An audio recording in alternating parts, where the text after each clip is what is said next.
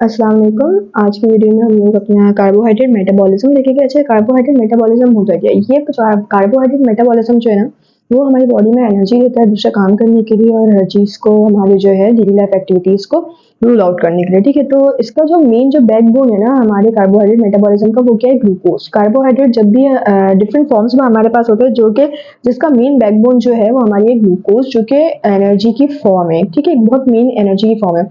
जब भी हम स्टार्वेशन स्टेट में होते हैं ना, तो ग्लाइकोजन ऐसा स्टोर्ड फॉर्म हमारा वर्क कर रहा होता है। वेल फेड स्टेट में होते हैं तो कार्बोहाइड्रेट्स हमारे जो है वो एनर्जी हमें दे रहे होते हो। और अगर सीवियर स्टार्वेशन हो 1 या 2 दिन की, तो ग्लूकोन्यूजेनेसिस के थ्रू ग्लूकोज फॉर्म हो रहा होता है, जो कि कार्बोहाइड्रेट के अलावा बनता है। ठीक है, बहुत ही ज्यादा एक रेयर केस है, वो ज्यादातर नहीं दिखता।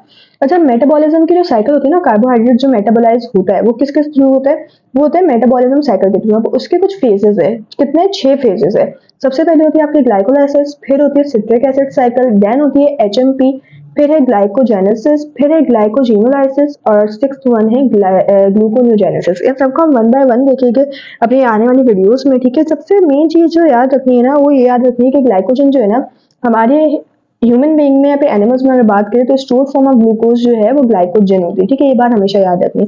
अच्छा, ग्लूकोज जो है उसका सेंट्रल रोल क्या है, मतलब कि वो क्या कर सकता है? एक तो ग्लूकोज का सेंट्रल रोल ये होता है कि राइबोज 5 फॉस्फेट बना रहा होता है। ये क्या है? ये बेसिक यूनिट है हमारे आरएनए का। आरएनए क्या है? जो हमारा डीएनए और आरएनए जो हमारी जेनेटिक इन्फॉर्मेशन जहाँ पर मौजूद होती है वो है हमारा आरएनए। ठीक है, उसकी मेन शुगर बना रहा है, जो कि ऑक्सीडेशन के थ्रू बनता है, पेंटोज फॉस्फेट पाथवे के थ्रू बन रही होती है। ठीक है, ये पाथवे भी हम आगे आगे डिस्कस करेंगे।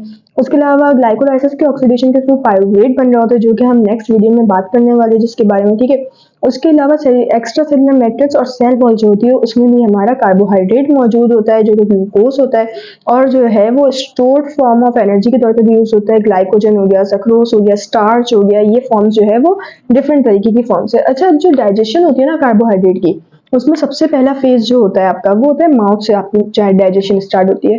ठीक है, माउथ में आपका जाता है, वो होते है जो कार्बोहाइड्रेट जाता है वो कहलाता है आपका पॉलीसैकेराइड।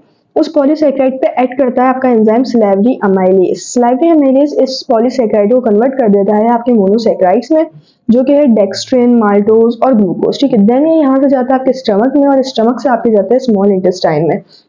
स्मॉल इंटेस्टाइन में आपका जो डेक्स्ट्रिन है ना, उस पर डिफरेंट एंजाइम्स रिएक्ट करते हैं। कौन कौन से? माल्टोज, माल्टोज पे मेल्टेज रिएक्ट करता है जो कि ग्लूकोज के मॉलिक्यूल्स बनाता है। देन लैक्टोज पे लैक्टेज रिएक्ट करता है जो कि लैक्टोज और ग्लूकोज के मॉलिक्यूल्स बनाता है। सक्रोज पे सक्रेज रिएक्ट करता है और जो है फ्रक्टोज और ग्लूकोज के मॉलिक्यूल्स बनाता है। ठीक है, अच्छा, अब ये जो ग्लूकोज के जो मॉलिक्यूल्स है ना, ये मेन जो सोर्स है ना, ये सोर्स है ग्लाइकोलाइसिस की। अब ये जो ग्लूकोज जो यहाँ पे फॉर्म हुए ना मोनोसैकेराइड्स, ये मोनोसैकेराइड्स आपके जाते हैं ब्लड स्ट्रीम में और ब्लड स्ट्रीम से आपके जाते हैं सेल्स में। सेल्स में स्टार्ट होती है आपकी ग्लाइकोलाइसिस, जिनके थ्रू ये जो मोनोसैकेराइड जो आपके अक्वायर हुए हैं अब फॉर्म हमारे पास स्मॉल इंटेस्टाइन में, वहां से।